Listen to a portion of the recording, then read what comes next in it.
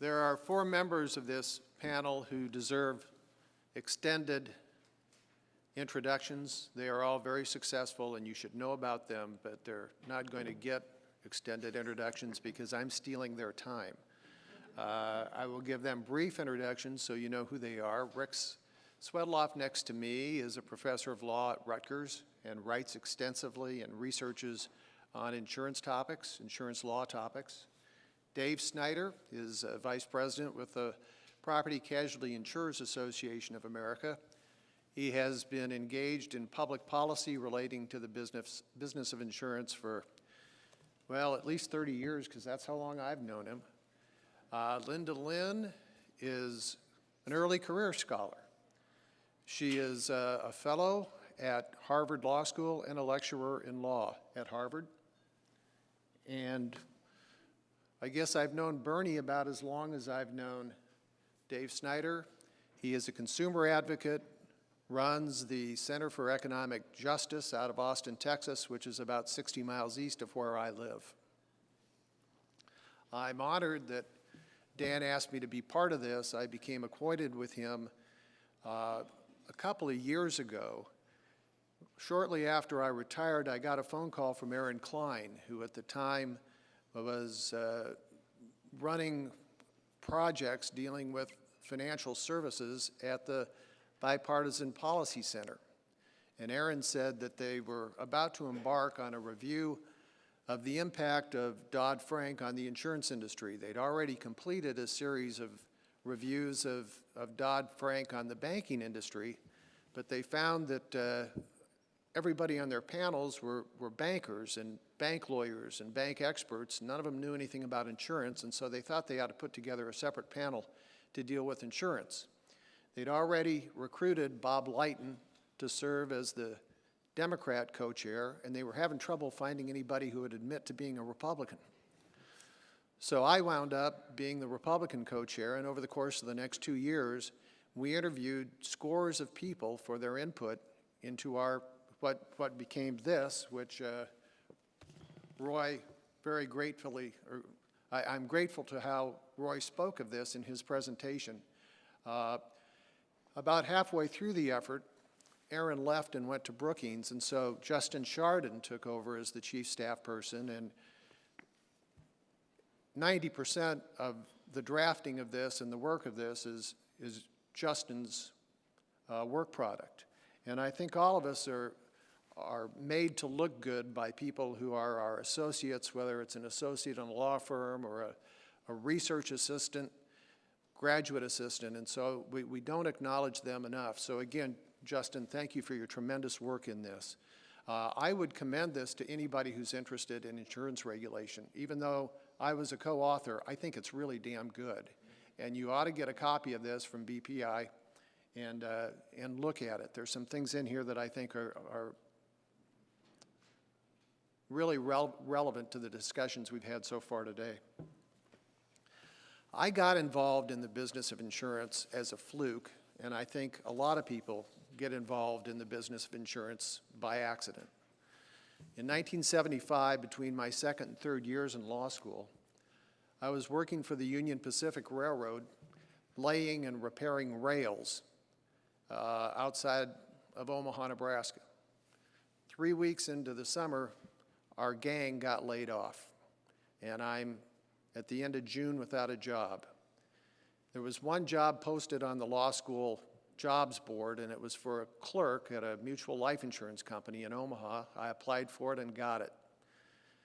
So since 1975, that's 43 years, I've been in and around the business of insurance, and I have seen a lot of changes. And I raise that because the rate of change is really accelerating. And for anyone like Dan and Linda who are early stages of your career and maybe you're wondering what to be involved in and what to research, I encourage you to stay very involved in the business of insurance. You know, when I went to work for that medium-sized mutual life insurance company, there were 1,400 separate life insurance companies operating in the United States.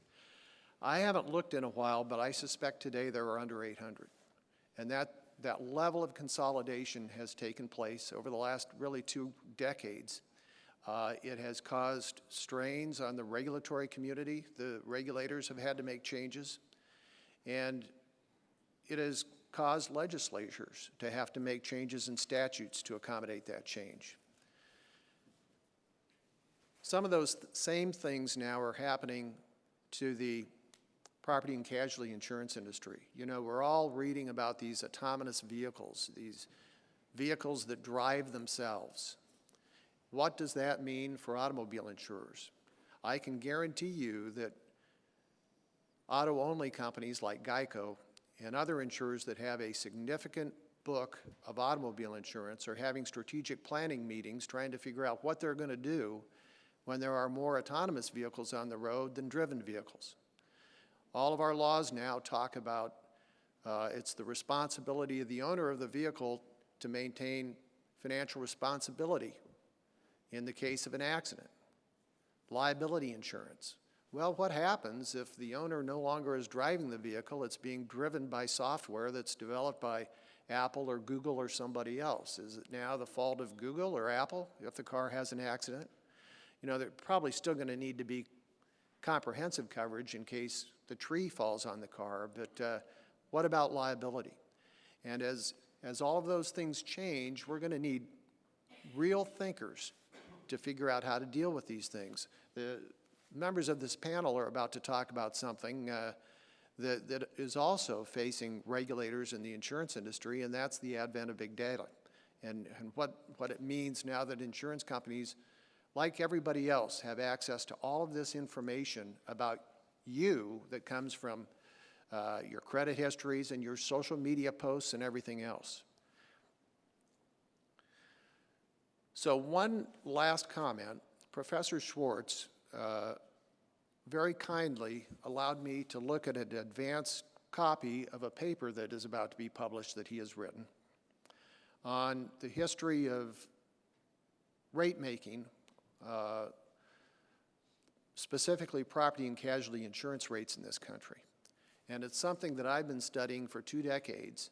And I read this paper, and my response to him was, this is the paper I wanted to write, but I was too lazy.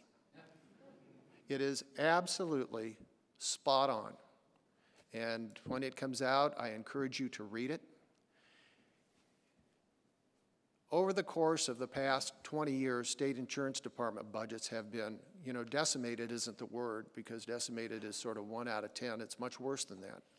Some budgets have been cut dramatically. A lot of the critical functions that state departments of insurance are supposed to be doing are being farmed out to be third parties, and that includes such basic things as financial examination of insurance companies. And that's a very, very dangerous precedent. You know, Birny is affiliated with the Consumer Federation of America, and 30 years ago, CFA did a study of the funding of insurance departments. And at that time, the average insurance department got 10% of the premium taxes raised in states to conduct its regulatory business, and the rest of those funds went to the general operations of the state. In some states, that now has dwindled to 5%. And that's even more remarkable when you think the premium tax has increased over time as premiums have increased. So states are doing less and less and less, forcing, in many states, the outsourcing of critical regulatory functions. But one thing that they continue to dedicate significant resources, not in every state, but a lot of states, is state rate regulation. And if that function went away, the states would be able to get back to doing some of the things like market conduct exams and financial examinations that they've now farmed out to third parties. So with that, I'm going to turn this over to these really, really smart people who are on my panel. If some of my former law professors could see that I was in this room, they would be turning over in their graves. First off is Dave Snyder from PCII.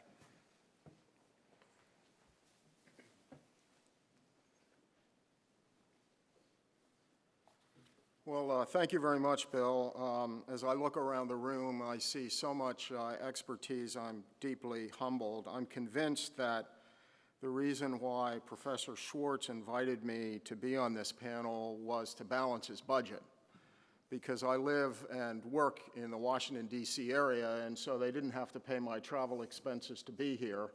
But Dan, I hope it doesn't upset you too much. I'll be sending you my mass transit fee of $3.25. So many of us have entered the insurance world from very different perspectives. Mine was as a volunteer firefighter. I went to the scenes of way too many fatal and serious injury motor vehicle crashes, and we didn't call it PTSD back then, but the way I dealt with that was eventually to direct my career to the one sector in our economy that is major societal role is to identify risk, price for risk, and work in every way we can to reduce that risk. And I've never had a reason to question that career decision in all these many years. Now, in approaching this subject today, there are many other subjects which I would prefer to spend time on. As Bill mentioned, I would prefer to spend time with this group thinking about autonomous vehicles. What are the liability considerations? And more importantly, what are the safety standards that should be in place to deal with those vehicles today on a one-on-one basis? But what if hundreds of thousands or millions of them are hacked at the same time and they all turn left, or they all put on their brakes, or they all speed up?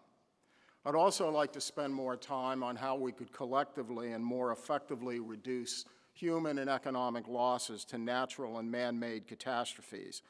But the subject of today is probably the most contentious subject of all insurance regulation, which is rate and market regulation. Now, to quickly review our framework, and before I do that, I do want to refer back to, and Dan it's clear to me Professor Schwarcz didn't mean it this way, but when he introduced the session this morning, he said, the morning will be on regulation and this afternoon will be on law. Well, it's my view that regulation is not untethered, that it is not unleashed, and in fact, it is bound to and should be bound to the existing law. Now, Professor Schwarcz didn't mean it that way, but in a way that reflects a growing view among observers. I think you'll hear some of that today, and even among regulators, that they are free to regulate the way they see fit, untethered to the existing statutory law. So I want to spend just a little bit of time on that, because after all, most of us in this room, if not all of us, claim some relationship to the law. So quickly, the market conduct legal framework is where I start. Now I make the point, the obvious point, that states are the predominant insurance regulators. To me, the fundamental and core standard of it all is the excessive, inadequate, unfairly discriminatory standard that exists in most states. And I wanted to take a minute to read you a couple examples of that, just to remind ourselves what the law actually says, as opposed to what some might wish that it says, or those who have forgotten what it says. Under Texas law, a rate used under this code must be just, fair, reasonable, and adequate, and may not be confiscatory, excessive for the risk to which the rate applies, or unfairly discriminatory. For purposes of this section, a rate is, and it defines each of those, and then defines unfairly discriminatory if the rate is not based on sound actuarial principles, does not bear a reasonable relationship to the expected loss and expense experienced among risks, or is based wholly or partly on the race, creed, color, ethnicity, or natural origin of the policyholder or an insured. And keep in mind the language, is based on. Another provision, Washington State, actuarially sound estimates. A rate is not excessive, inadequate, or unfairly discriminatory if it is an actuarially sound estimate of the expected value of all future costs associated with an individual risk transfer. Such costs include claims, claim settlement expenses, operational and administrative expenses, and the cost of capital. Virginia, and you'll see very similar language throughout all of these. Under Virginia's insurance code, rates for the classes of insurance to which this chapter applies shall not be excessive, inadequate, or unfairly discriminatory. And it goes on to say No rate shall be unfairly discriminatory if a different rate is charged for the same coverage, and the rate differential is 1, is based on sound actuarial principles, or 2, is related to actual or reasonably anticipated expenses.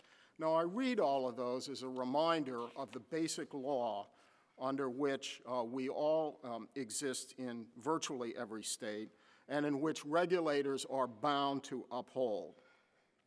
In addition to the excessive, inadequate, unfairly discriminatory standard, of course, are other anti-discrimination laws, unfair claim settlement laws, cancellation, non-renewal statutes, and other insurance code provisions, use of credit, cybersecurity, et cetera. Now, the market conduct regulatory framework is, as we said, primarily a state issue, but there are some federal laws that apply. The Fair Credit Reporting Act governs certain activities of insurance, something called the Driver Privacy Protection Act, which is a very interesting federal law prohibiting many uses of personal information, measures applying to designated categories of companies, and of course we've heard a little bit about international developments. They're not legally binding, and they're often influenced by systems very different from ours. Now, the states implement this legal framework and regulatory framework through what we estimate to be more than 500 state employees and contractors specifically designated. And I will tell you that my time in the Pennsylvania Insurance Department as a legislative representative and as a hearing officer, most of my time was spent on market conduct issues. Analysis and approval of rates and forms, a wide range of potential penalties, complaints reporting, remedial action, all kinds of regular and special data reporting, market conduct activities, and as you heard before, support from the NAIC. Now, the reality is, in our view, the framework works. We have the largest insurance market in the world. It's financially sound. Indeed, after unprecedented natural catastrophe losses, the insurance industry continues to be capitalized at very near record, if not record levels. It's highly competitive using the HHI or virtually any other standard. There are very low residual market populations. There's a low level of complaints. And Professor Lars Powell produced a paper and did some calculations, and I provide what those are. Suffice it to say, a very low level of consumer complaints considering the number and size of interactions. And my view is why this framework works is because the core legal standards are the right ones, capable of being flexed through time and capable of being applied depending on new tools and resources as they become available. Now, I wanted to talk a little bit about the importance of the regulatory system in this era of new data and technology. So what's the upside? Well, first of all, more accurate insurance pricing using objective criteria. Usage-based insurance, that is insurance which is priced based upon the vehicle's actual performance, the driver's actual performance, is a development that is enabled by big data. It's useful for improving consumer satisfaction, speedier service, and claim settlement. For example, you can now settle claims in a matter of minutes, where in the old days, when I first started, you had to run around, get 3 estimates, take them to the insurance company, and settling even a simple auto claim could take days, if not weeks. And by speedier service, I would refer to a comment that one of our companies made to me, which is, the consumer that's on my website is the very same consumer who a minute ago ordered something from Amazon, and she expects the same kind of service from me. Improving resilience and safety. New data has enabled far better catastrophe modeling. Drones offer the opportunity of both better underwriting and claim settlement. And we have much more information now that we can work with our policyholders in working with them either as personal lines policyholders and as commercial policyholders about how they can reduce their own risk of loss. And frankly, the best claim is the claim that's never made. It's also very helpful in identifying and mitigating fraud by discovering patterns and improving, of course, operational efficiency, which has consumer value as well in terms of lower costs. Now, what do we suggest we do moving forward? Well, the first thing I suggest is we not abandon the time-tested and highly effective legal standards. And there is always a temptation to do that. When segments of the industry a couple years ago decided they would borrow from the airlines, the ever-popular airlines, with their price optimization approaches to pricing, they filed a couple models that did that. And the regulators caught them and stopped them. My member companies said, this does not seem to us consistent with legal standards, and so we supported the NAIC's clamping down on that by saying, in essence, the NAIC at the national level as well as the individual states, remember, excessive, inadequate, unfairly discriminatory means risk-based pricing, and we supported that effort. It's important to allow industry innovation for all the reasons that I indicated, but at the same time, there's going to be a challenge going forward with regulatory sandboxes and other things like that to maintain a level regulatory playing field so that companies are able to gain market share not due to their preferred regulatory position, but due to their improved consumer service. We believe it's fundamental to maintain state-based regulation, and the old line about its 51 sets of eyes are better than a national regulator. My companies and we subscribe to that. We also believe, however, that we need to address high-risk, high-cost issues, not by altering fundamental risk-based pricing, but rather addressing the underlying causes. Why is it, for example, that in certain areas and in certain communities, there's an inordinate amount of motor vehicle crashes, or there's an inordinate amount of litigation for the very same claim that would not be litigated elsewhere. So it's critical for us that we not mask those underlying losses through unfair subsidies, but rather recognize them and then move through governmental and private areas to address the reasons for higher costs in one area versus another. Now, here's what not to do, because my colleague Bernie Birnbaum mentioned several times in his written comments the issue of, well, why don't we apply a disparate impact standard? I will tell you that the greatest concern I have with regard to the future of this highly competitive insurance market is the politicization of our pricing mechanism. Why do I have that concern?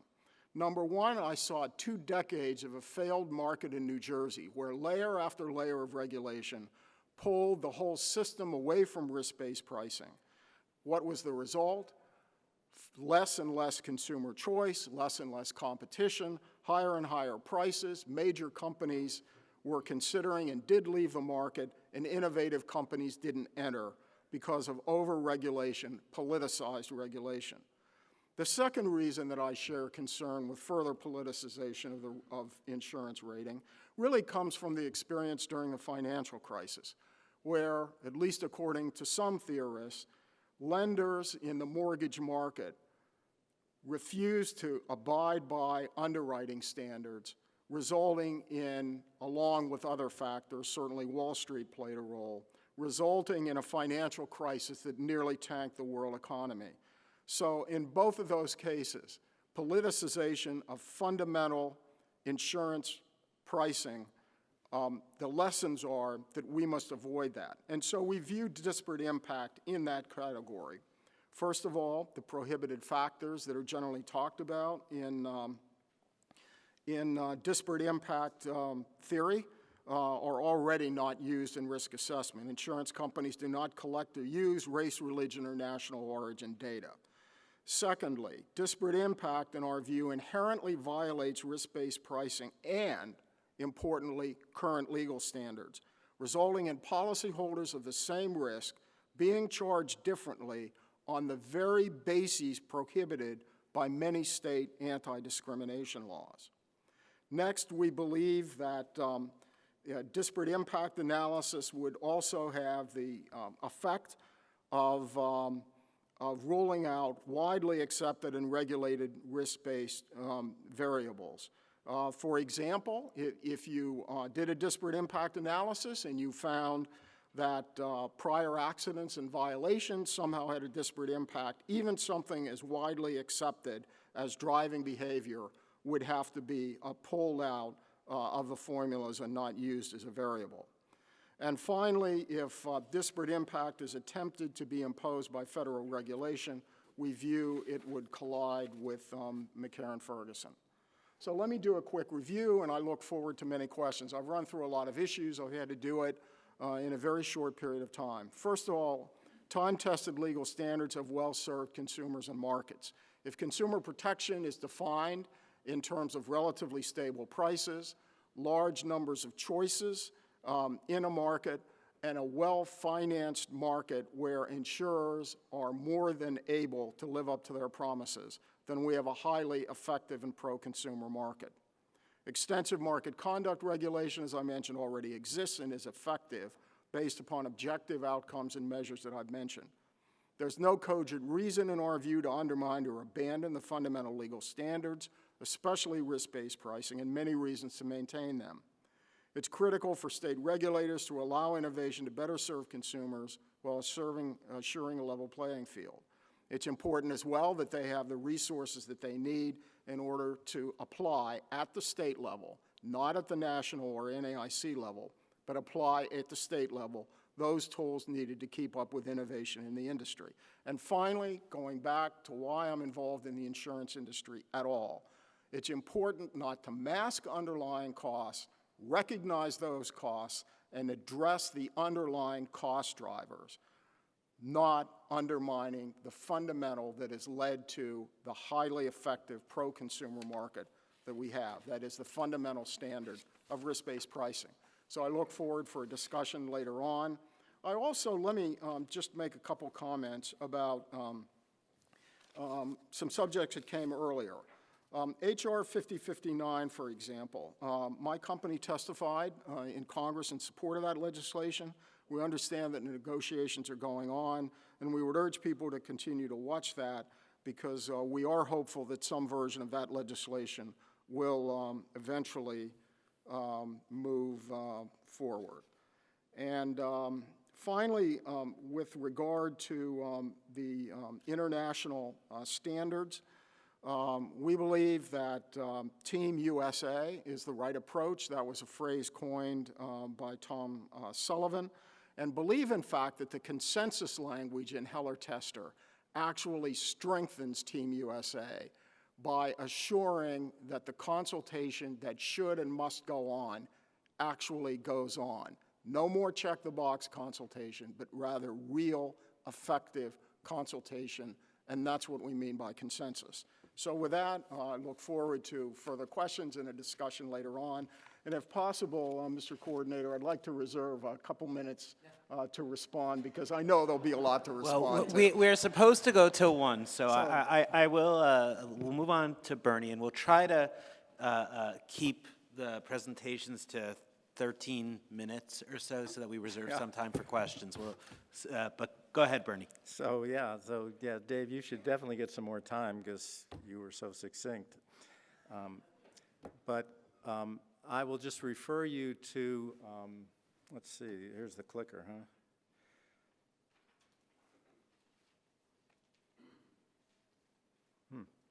Okay, so I'll refer you to the handouts, which go into sort of a lot of detail and kind of really address a lot of the straw man arguments that Dave raises and sort of gets at Dave's profound misunderstanding of disparate impact and how it relates to cost-based pricing.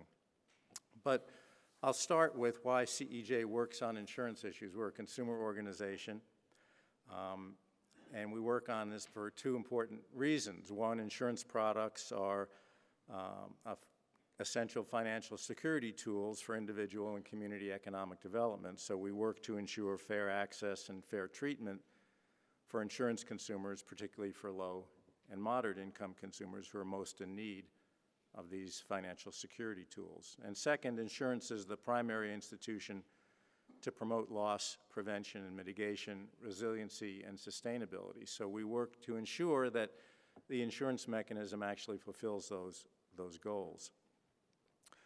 So I'm going to sort of focus on what I consider to be the challenge to the current market regulation framework today. And the current insurance regulatory challenges related to market regulation today are largely a story of insurers' use of big data. Insurers' use of big data has transformed the way they do marketing, claim settlement, and their approach to risk management, pricing.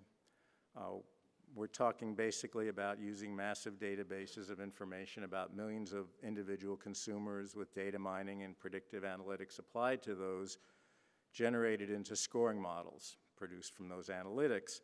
And with machine learning, the models change automatically. Coupled with the increased volume and granularity of the data is the digital technology to generate, access, process, analyze, and deploy big data and big data algorithms in real time. So what's so big about big data? So first, insurers' use of big data has huge potential to benefit consumers and insurers by transforming the insurer-consumer relationship and by discovering new insights into and creating new tools for loss mitigation. So there's an opportunity for consumer empowerment that simply has never existed before. But second, insurers' use of big data has huge implications for fairness, access, and affordability of insurance, and for regulators' ability to keep up with the changes and protect consumers from unfair practices. And of course, even the regulators are acknowledging this. If you go to NAIC meetings, the regulators routinely discuss their problems with dealing with these complex models. The current insurance regulatory framework generally doesn't provide regulators with the tools to effectively respond to insurers' use of big data. And one of the reasons is that big data has massively increased the market power of insurers versus consumers and versus regulators. And then market forces alone, free market competition, cannot and will not protect consumers from unfair insurer practices or ensure that insurance realizes its critical role in promoting resiliency and sustainability. So I want to provide a little bit of sort of historic context here. And the current regulatory framework, which is 4 or 5 decades old, is what I'll call old school big data. And this really involved regulators having oversight and control over everything that goes into pricing and claim settlement practices. We're talking about oversight of statistical plans and data collection, licensing of advisory organizations that provided pricing assistance to insurers through loss costs, filings in statistical data that contain and reference everything that insurers use for pricing, complete transparency to regulators and to the public.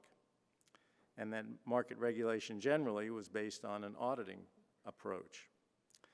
This model was challenged initially in the mid-90s with what I'll call old school big data. And this was the introduction of credit-based insurance scores, where there was more limited consumer protections for completeness and accuracy of the data, but that was through the Fair Credit Reporting Act, and then ultimately some state legislative responses, a limited oversight of the modelers and models, essentially a complete abandonment of the advisory organization oversight, and limited transparency. And now we get to the new school big data, where we have predictive modeling of any database of personal consumer information. Most of these new sources of data have no consumer protections for completeness and accuracy of the data, no oversight of the modelers and the models, limited transparency to regulators, and no transparency to consumers. The current regulatory framework is challenged because insurers are using data not subject to regulatory oversight or the consumer protections of the FCRA. Regulators have no ability to ensure the accuracy or completeness of the data sets. I'll give you an example in a bit. The concept of unfair discrimination, consumers of similar class and hazard treated differently, becomes meaningless when insurers submit rating plans with millions of rate classes or utilize price and claims optimization based on non-risk factors. And I would comment that what the insurers have done is continue to use price optimization. They just simply don't file it with the regulators. So that's why it's no longer a regulatory issue. Finally, new risk classifications can be proxies for protected classes, but with no recognition of disparate impact. Risk classifications that have the effect of discriminating against protected classes are permitted. And of course, big data amplifies this problem. And as we consider sort of what types of competition exist in insurance markets, I think it's important to keep in mind how different insurance is from other consumer products. Insurance is required by law and lenders requiring protection of the home or the vehicle collateralizing the loan. That limits normal competition. Contract is a promise for future benefits. If an undesirable event occurs, if the product fails, the consumer's stuck.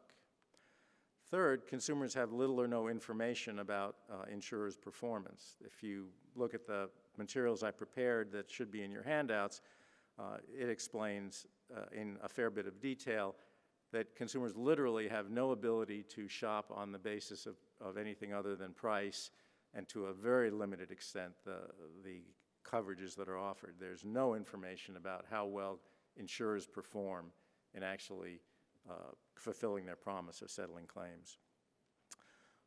Fourth, cost-based pricing is required not only by regulation, but by actuarial standards of practice.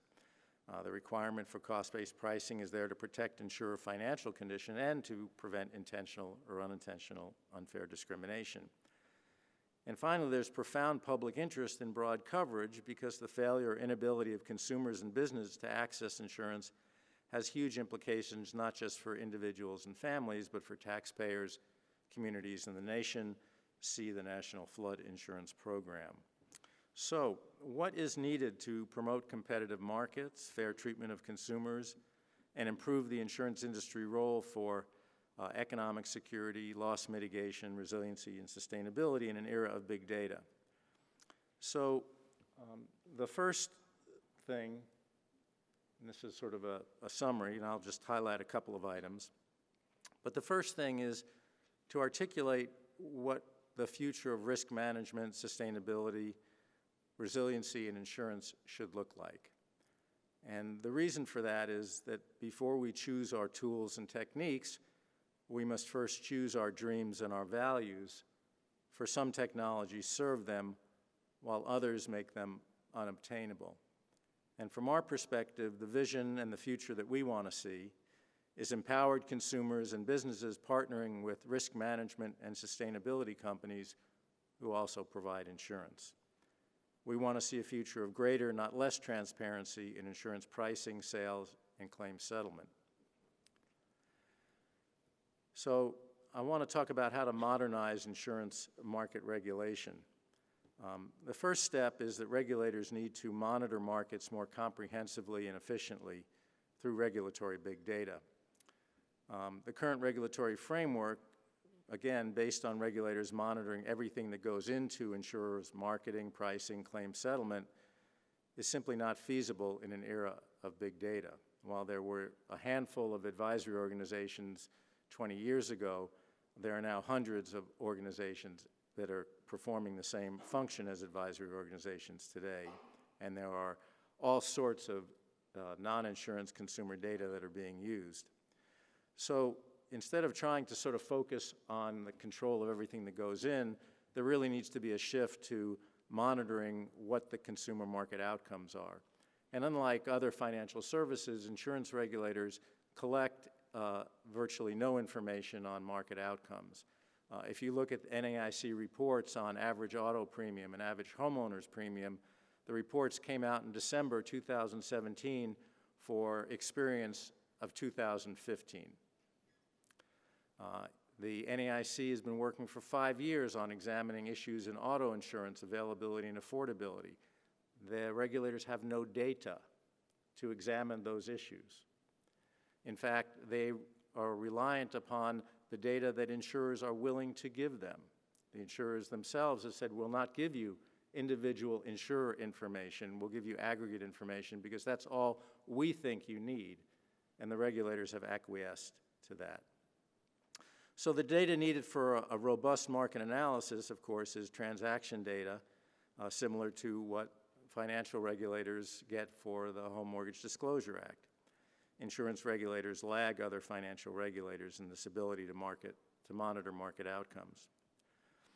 A second important aspect that's needed is new tools to empower consumers.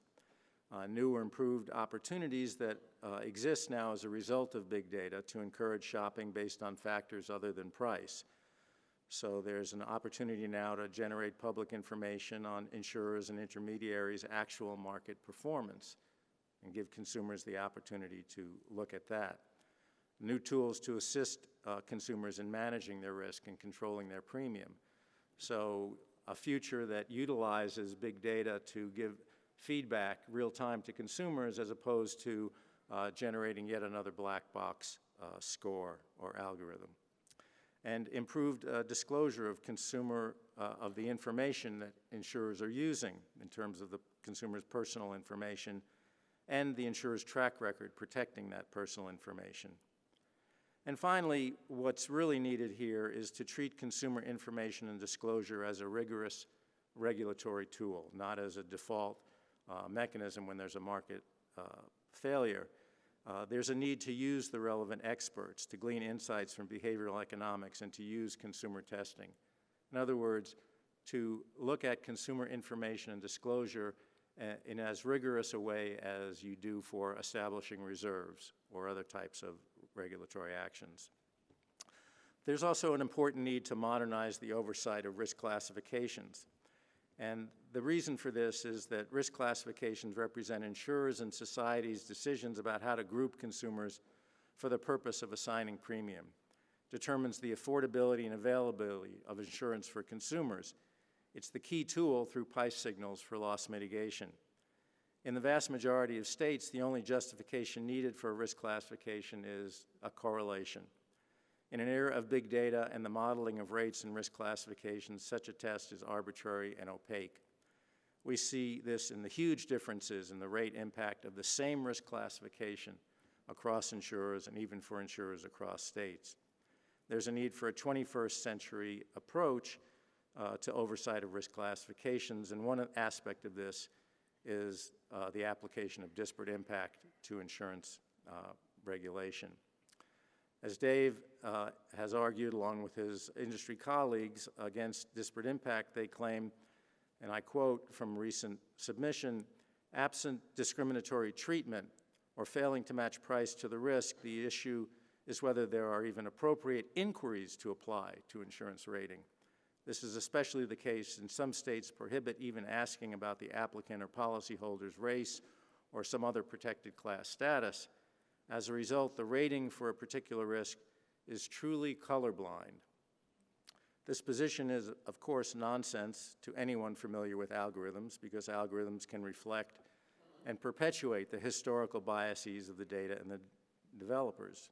Further, as Dave quoted, the language is that you can't base a rate on race, religion, national origin. So if intentional discrimination against protected classes is prohibited, why would we ignore or permit unintentional discrimination that has the same effect as the intentional discrimination? Isn't that also basing the rate on those prohibited classes? Let me give you just a glaring example. TransUnion has something called a criminal history score, and they evaluated the predictive power of court record violation data, including criminal and traffic violations. And they decided the filings was the best use of that, not how they were ultimately disposed. So if somebody was found not guilty, if it was dismissed for whatever reason, they weren't interested in those outcomes. They were interested in the filings because it was more predictive. Putting aside the fact that it sort of violates basic constitutional protections, what's the likelihood that the TransUnion criminal history score has a disparate impact against African Americans? Why don't we consider the policing records in Ferguson, Missouri? The Department of Justice, as you know, did a study and found that the policing had both an intentional and hugely disproportionate impact against African Americans. So if you were using those criminal history records in an algorithm, the algorithm would, of course, reflect and perpetuate that discrimination. It doesn't limit, it's not just with pricing that we have a concern and why we think disparate impact should be employed. Consider the use in anti-fraud, where we have anti-fraud algorithms where companies basically generate a score at the instant a claim is filed or identified, and it's updated on a regular basis. So anti-fraud algorithms identify suspicious claims, but they have to be built from some existing database of claims that were identified as fraudulent. If these historical data reflect bias against certain groups or communities, then the algorithms will perpetuate that bias. For example, have historical anti-fraud efforts disproportionately targeted communities of color for anti-fraud efforts because the anti-fraud fighters thought that's where the fraudulent activities were going on. So I want to finish by sort of focusing on the issue of ethical algorithms. And I think that there really needs to be a commitment by the insurance industry as well as by regulators to insist upon insurers' use of ethical algorithms. And that means employing best practices to identify and eliminate unfair discrimination and disparate impact against protected classes. And let me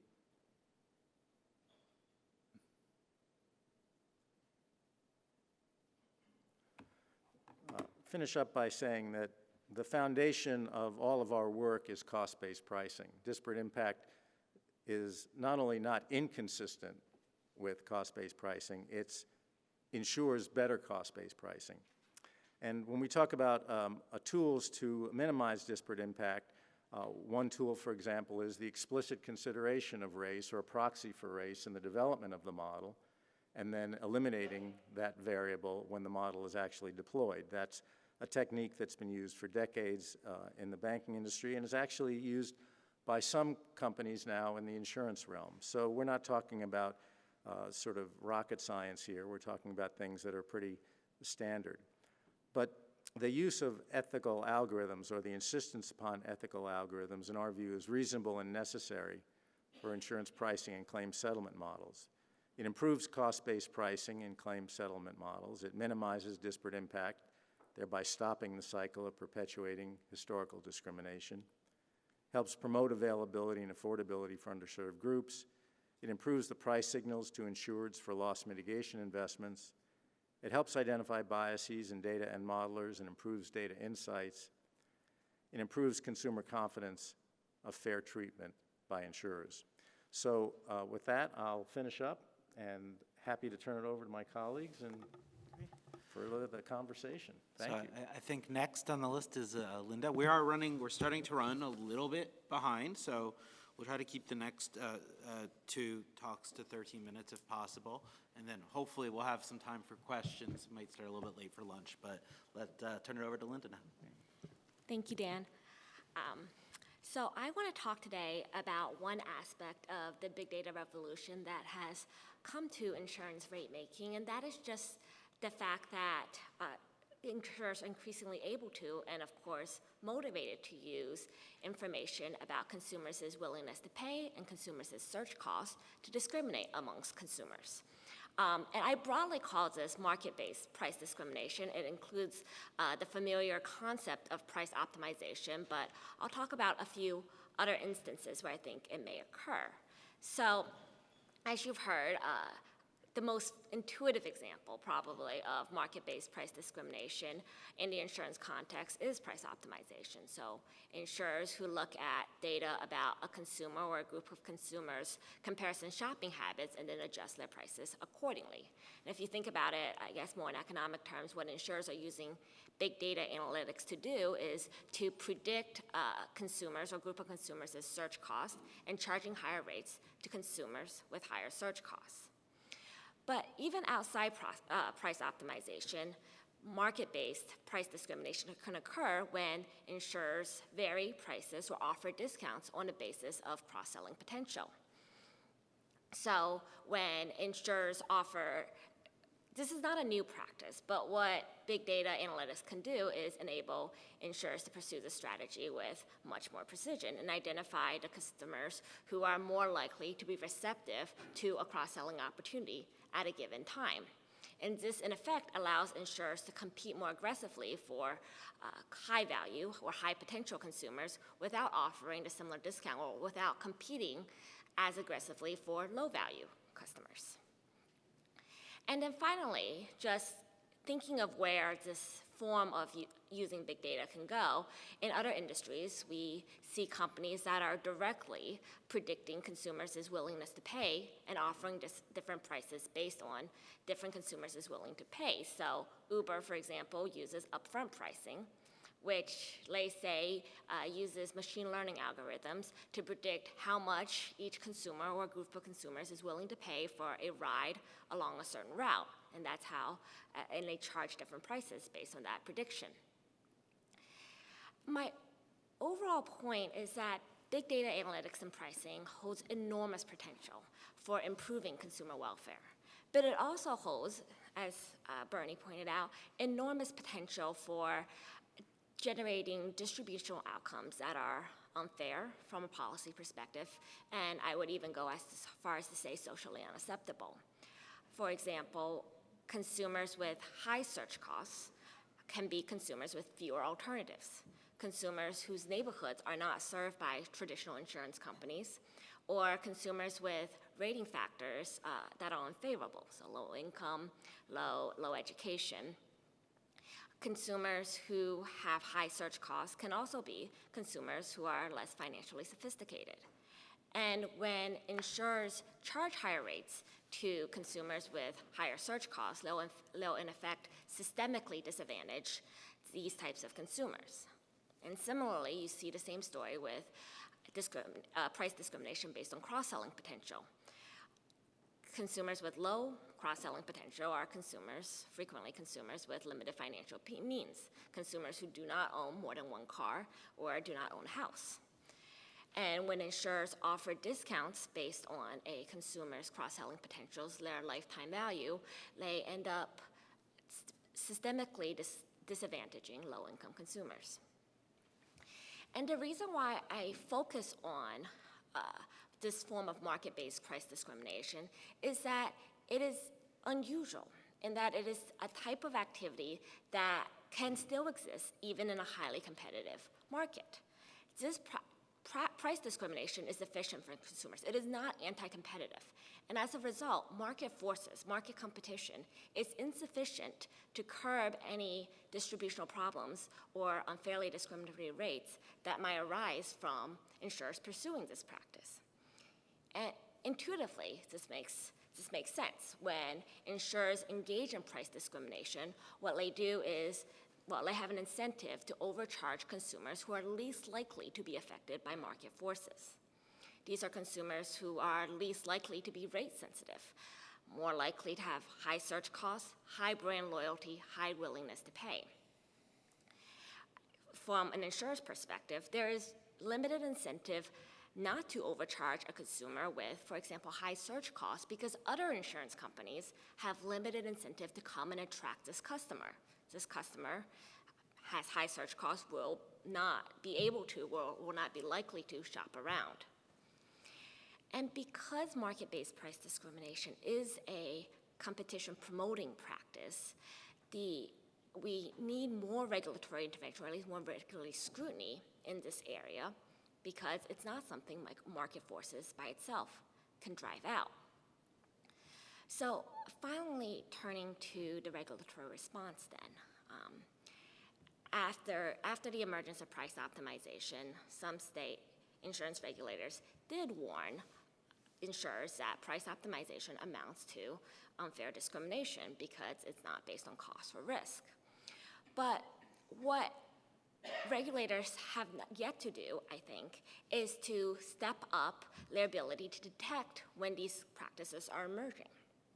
And as has been said many times in both this panel and the previous panel, regulators may lack the data and the capability to do so.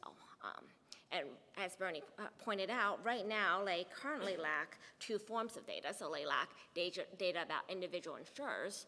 So it's hard to monitor which insurers are engaged in which practice.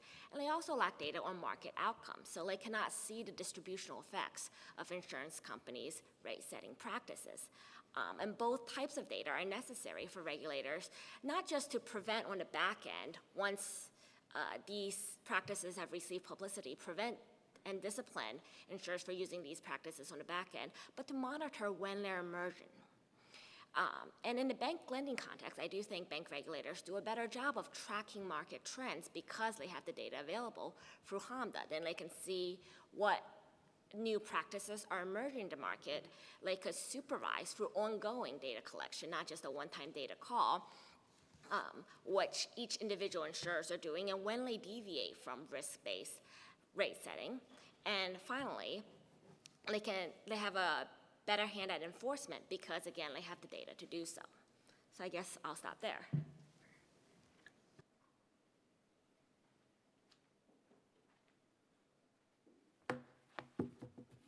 All right. So first I want to say thank you to ALI and to Dan.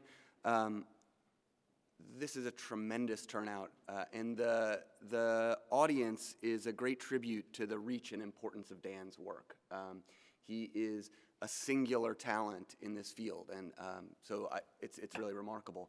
The second quick thing I want to say is it is a little remarkable that academics are going to be more succinct than practitioners and insurance industry folks, but I will do my best to do that.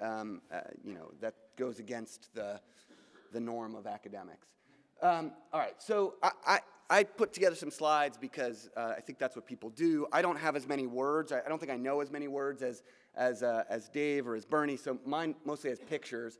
As should be clear from everyone's topic, AI, big data, I don't even like to think about it as big data anymore because it's really the algorithms. It's really the artificial intelligence that's running this that's what's next and what's now for insurers and therefore for insurance regulation. Our other speakers have mostly covered I've covered what I think of about 60 to 70% of the field. Birny in particular, I'd like to thank for covering stuff that I've written about for a while and is continuing to sort of beat the drum in really important and great ways. And Daz is picking up a certain mantle. So let me sort of first put this at the 10,000 foot level, talk about what AI does and what it can do in the insurance industry, talk about where regulators need to be on their toes, and then drill down on 3 points, 2 that have sort of been covered briefly, one that's been very covered, one that's not been covered at all, and one that's been covered just a little bit. Okay, so first, what does AI do? Well, it allows insurers to create bespoke insurance and to create new claims processes. What do I mean by bespoke insurance? Well, I think you could have unique prices and unique policies for each individual. And we'll get into more of what I mean by that. For new claims processes, we could imagine, and I don't mean this in the pejorative way that I think this comes off, post-claim underwriting. I think AI allows insurers an opportunity to reevaluate statements that were made by people at the application or renewal phase in a way that upsets the balance that's been established in the current legal and regulatory regimes. And then it allows for some claims optimization. Peter Kotchenberger tells me last night that he created that term. I didn't know that, so I give him due. Oh, okay, well then I give him no credit. In the pricing realm, right, what we've talked a lot about is risk classification and price optimization. So these are sort of that's the universe of things that could be going on for AI, I think in the most succinct way. So what's the sort of concern? Well, on the bespoke insurance end, we have sort of a bunch of issues with risk classification. The first is who owns the data? This might be sort of something like, if I use a telematics device and I'm with one insurer and I want to go to a new carrier, can I take my telematics data with me? I don't think that's a super important issue, but it's out there and something regulators need to be aware of. There are lots of privacy issues here that I think are not being discussed, but are being discussed elsewhere in the AI world. Things like people using your information without your permission and deriving information about you that should be otherwise unknowable, either through genetics or through something. The Target thing turned out to be something of a hoax, but to the extent that we could derive the fact that you're pregnant or something along those lines, that might be problematic. There are issues with disparate impact, and I'll come back to that. And then I think we have some real concerns about black box problems when we come to errors in classification. We won't know fully whether there are errors because we don't have the data we need, we might have in other areas to really figure out whether the AI are making big mistakes. With price optimization, I think the big concern is that that it will undermine traditional rate regulation. I think from Dan's perspective, let's go to it. Let's just undermine it and let the markets work. I have some fear that the market won't regulate this appropriately at another time in another place. Dan and I will come to fisticuffs. Okay, so what do I mean by by individual policies? I'm going to come back to this, but my concern about creating unique coverages, and there are companies out there now, not yet in the United States, but companies like Sherpa in England are promising to create personalized coverage for the individual. And I'm going to come back to that in a little bit, but that could undermine sort of our notion of what it means to have traditional policy review by state regulators. On the claims process side, well, so post-claim underwriting and claims optimization, my fear here is that representations will become warranties. What do I mean by that? Well, current law strikes a balance between an insurer's right to information about the policyholders and a policyholder's rights to make some mistakes in their applications. The way we set that balance is by saying, well, to be actionable for a mistake in an application phase, to be actionable, the mistake has to be both material and the insurer has to reasonably rely on that mistake. That makes some sense as a theory of the world if we have fairly traditional rate making with fairly traditional statistical techniques where we're defining a set of variables upon which we're regressing. That's not what's happening in AI. So no one would think that the difference between writing Peter and Pete on your application for homeowners insurance should matter as a matter of what the rate is you get, and nobody is going to regress against that in a traditional rate making. AI might find some clever AI might find a difference, and because the AI is using it to set different terms for Peters and Pete's, all of a sudden, and because that's reasonable, because other insurers are using AI to do similar things, the representation then becomes a warranty, and it upsets some of the balance.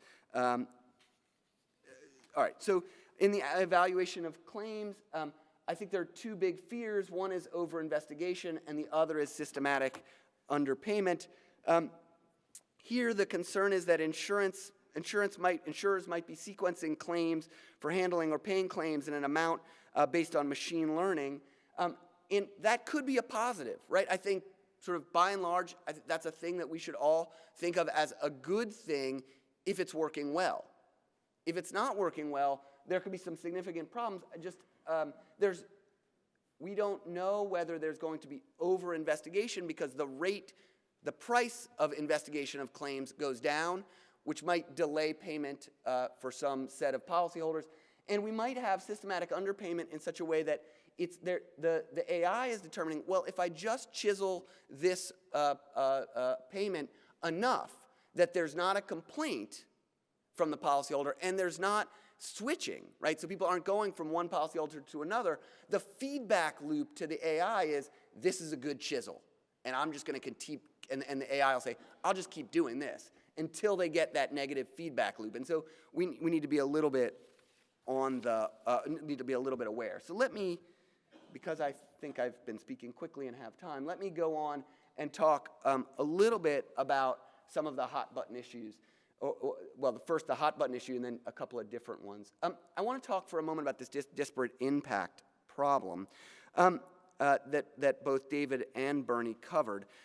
To David, I would say that no matter what you're doing, we are politicizing the rate that people pay. By that I mean the politicization is already baked into the process. What you might mean is that you're concerned about upending the status quo. Right, so risk-based pricing may already not be reasonable in certain ways, or may already be politicized. I mean, here, and I know health insurance isn't exactly in the same realm, but just consider the notion of whether we should charge women more for the risk of being pregnant, right? I mean, that's risk-based pricing at its bottom. Or should we make women pay for the risk of, I don't know, erectile dysfunction or prostate cancer, right? These are not risks that women really face. Yet we might think, as a matter of policy and for political purposes, that it might make sense to cross-subsidize in those situations, and or not. That is to say that there already is politicization in the way we set rates by risk classification. That said, I have some concerns with Birny's sort of point that we really need to just do this based on disparate impact. I think that cuts too broad a swath. I don't think that's a phrase. It cuts too broadly. And so what I want to say is that all risk classification is by its nature discrimination. What we really need to do is think a little bit clearly about what we care about, right? So sure, maybe we're going to just limit this to race, national origin, genetics in some instances, as Birny has said, but I don't know, gender, age, victims of domestic violence, et cetera, might be worth considering when we think about whether we're worried about disparate impact.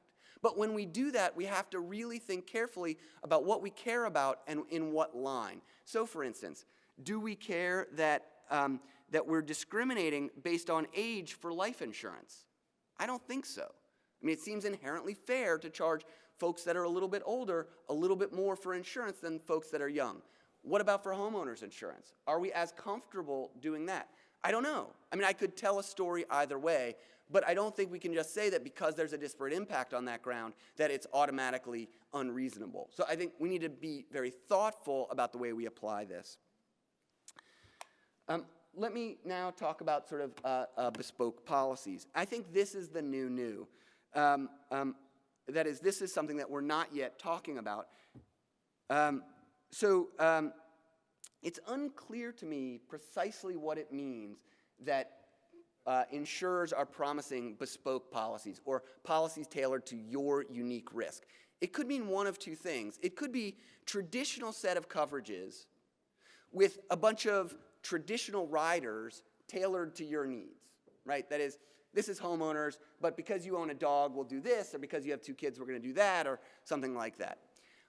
Or it could be something really radical. It could be a new form of coverage that's tailored to the particular risks of each individual. So I'm going to say to you, I'm going to cover your home and your life in this way, and I'm going to promise you coverage for the risks you present. If it really is that, well, if it's the former, I think our current regulatory regime has some answers for what we might do. If it's the latter, we don't. Right? So we might have some real difficulties. So I think the 2 things we have to worry about are whether the prices really match the essential coverage promises and whether policyholders or potential policyholders really have any idea what they're buying. And I don't believe that the market is actually going to help. There's little chance that consumers will be able to compare and contrast if the coverages are really being tailored, and I think that they'll have a real problem with apples to apples. Moreover, it's not clear that insurers actually know, that consumers actually know how much coverage to purchase or even whether to purchase coverage. Now, we might not care about that if it's $39 coverage for extended guarantees of that my iPhone won't break or fall into a toilet, right, if it's something small. But if it is really covering something big, like my life or my house, then I have some real concerns that consumers know what's going on. So in this realm, I guess I have some concerns that maybe we need regulators to create more opportunities for consumers to understand what they're buying. This might be a little bit like what we've done in the mortgage context, although that has had some negative, unexpected consequences as well, so that consumers can make some easy comparisons and understand the essential promises. All right, so lastly, and I've already sort of mentioned this a little bit, let me just talk a little bit about this claims the fear about claims optimization. I talked a little bit already about post-claim underwriting. And what I think we need to do as regulators in both of these, for the fears of what is being generated by post-claim underwriting and claims optimization through AI, is that we have to consider adding capacity to evaluate the mechanisms insurers are using to evaluate claims. It's not enough to base our evaluation of success based on the rate of complaints, as Lars Powell did and as Dave Snyder suggested in his remarks. My fear, of course, is that the algorithms are going to learn to sort of chisel just enough that there aren't complaints, or that there might be fewer complaints, as Da suggested, in areas that are folks that have the least access to lawyers or don't believe that the system is going to help them. I'm talking about people that are systematically underserved by our current political processes, poor, people of color, things like that, right? And lastly, I think as to sort of the representation becoming warranties, I think that courts just have to be vigilant about new arguments based on big data and consider more carefully whether reliance based on an algorithm stumbling upon a variable is enough to upend the balance we've struck in current law. All right, so that's it for my remarks. I think I beat both Dave and Birny. That was my goal. And I don't want to obstruct your ability to get to lunch any longer. So thanks, and thanks to Dan. So we are close to 1 o'clock, but I think that we're going to go an extra 10 or 15 minutes or so. And I do want to start off with questions from the audience. I know that there are people on the panel who want to say more, but I want to get folks from the audience. So yeah, Bob Cusimano. And again, please introduce yourself as you ask a question. I'm Bob Cusimano. I'll be on one of the later panels. And I have a question that has baffled me for years about this. I'm glad this discussion is starting to become vibrant, even if it's not fully publicly raging. But when I left my job as general counsel of a big insurance company, people asked me, what's the next big problem? And it was this. Of all the other things I saw, it was this. And I don't understand, honestly, the industry position that would not embrace a notion of ethical underwriting and try to work with constituencies about what exactly that means. It's hard in the implementation, but the cause for doing it seemed to me then, and now, I mean, absolutely unavoidable. We do have people trying to create 1,000-element interactive matrices that predict off of non-intuitive factors loss ratios that permanently take people who are suffering from some economic disadvantage and make that worse. It is very clear, I think, statistically, that the victims of underwriting based on big data are going to be those who are forced into cascading failures, because so many of the factors that will be used and are being used now are proxies for what I'll call human character. And none of us are good at adjudicating human character. So, you know, starting with Dave, clearly, like, why does a company, any one company, and why does the industry as a whole feel the need to compete on this ground with each other, rather than simply agreeing a standard that we're going to do it ethically? Well, let me respond a couple ways. In fact, I believe the companies are concerned with ethical underwriting, but the question is, what is ethical underwriting? Is ethical underwriting complying with the legal standards, or is it ignoring those legal standards and applying what some folks might believe is a better outcome? That would be point number one. Point number two, all the issues that you've heard about discussed, well, they could do this, or they could do that, or AI maybe enables that, or whatever, but are the companies really doing that? The discussions that I've had, and this is very antitrust sensitive, and you asked, why don't the companies get together and decide what ethical underwriting is? Well, there are antitrust reasons that companies take very, very seriously. They don't share with me their trade association. I represent about 1,000 companies that each day are serving consumers, quite effectively, I might add, in a highly competitive market. They don't even share with me a lot of what they're doing. But I do know this, they are deeply concerned with what the law requires. And that defines what ethical underwriting is, in my view. Well, Number one. it does Number now, two, Dave, but please. I mean, what we're is talking about what should the ethical law be. underwriting under an Obama administration the same thing as ethical underwriting on a Trump administration? Who would be the protected classes? My concern is you get involved in a constant political football game with a huge amount of instability that we've seen in a state like New Jersey caused an entirely dysfunctional market. So more than anything, I'm concerned about moving into an arena, a subjective arena, where behavior and appropriate standards are defined subjectively and who's in power politically, as opposed to what the risk of loss is. That's the fundamental concern that I have. And I will have to say that I may agree entirely with the definition of ethical algorithms and underwriting on an individual basis. Yeah. So the idea of ethical algorithms is it's not a subjective interpretation. We have laws that say you can't discriminate on the basis of race, religion, or national origin.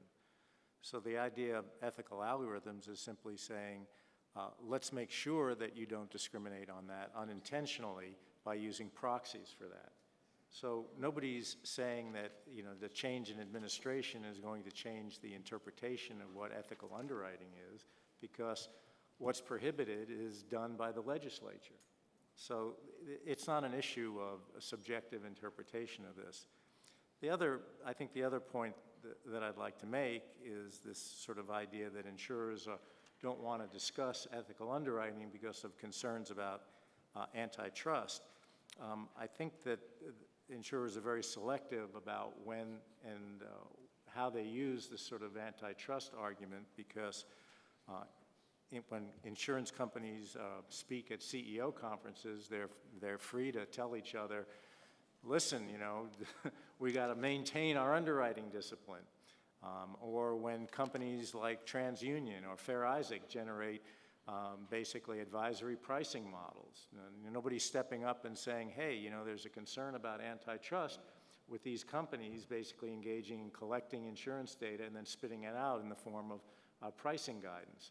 So if we're going to actually talk about antitrust, then we really need to reinvigorate the state's ability to look at these issues and re-examine the whole concept of what an advisory organization does. Why is the Insurance Services Office regulated as an advisory organization when there are 100 organizations that do precisely the same thing, collect insurance data and spit it back out in the form of pricing guidance, who are not regulated as advisory organizations? So, Amy Bach. Thank you. Great panel, thank you. Amy Bach with United Policyholders. My organization has a really interesting data set that we are just closing a survey of 1,000 about total loss home claims out of the Northern California fires, and we'll really look forward to sharing this with whoever's here. But I think what I'm looking at is how can we give consumers more tools to help to help police the market, and you know, given that regulators now have this challenge with this dramatic change in models replacing traditional underwriting.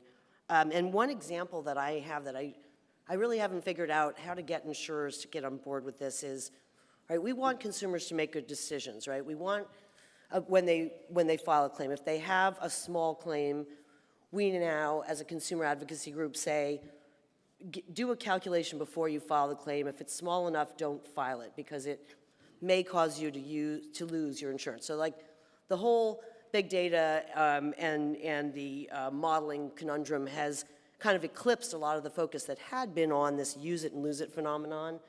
So, okay, one concrete thing a carrier could do is to give information. What will happen to the cost of your insurance or your staying as a consumer if you use your insurance and file a claim? But when we propose this in legislation, typically the carriers will say, we don't want to share that information because it's underwriting, it's competitive.